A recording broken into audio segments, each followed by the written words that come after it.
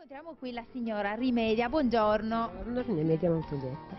Allora, signora Rimedia, io le chiederei a questo punto di accompagnarci nell'altra sala, perché cosa sta succedendo? Ci sono delle tessitrici impegnate nel loro lavoro. E quindi stanno facendo dei tappeti.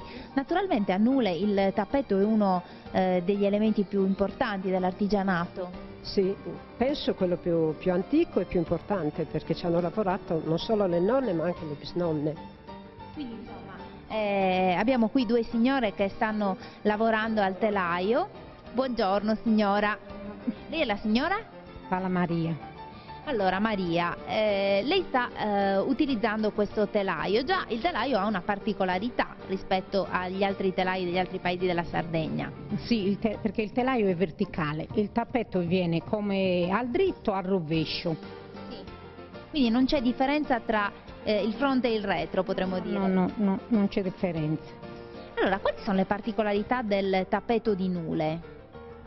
Le particolarità sono i tappeti a fiamma, savresada e poi questo è un disegno nuovo che stiamo realizzando. Bene, a fianco a lei c'è la signora Gonario. Signora Gonaria. Allora, lei da quanto tempo tesse i tappeti? Da parecchi anni.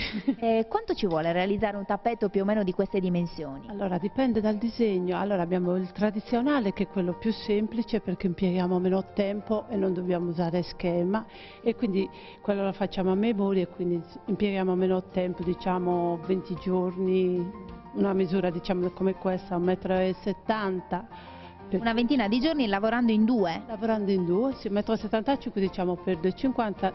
Una ventina di giorni. Benissimo, adesso ci spostiamo velocemente perché purtroppo il tempo stringe da queste altre due signore che sono arrivate ad una fase particolare della tessitura che è quella del pettine. Buongiorno. Buongiorno. Lei è la signora? Via. Signora Lia, allora fateci vedere un po' come si utilizza questo strumento che lei ha sul grembo. Per battere le trame, facciamo vedere, ma... Benissimo, allora io vi ringrazio per averci dato questa dimostrazione.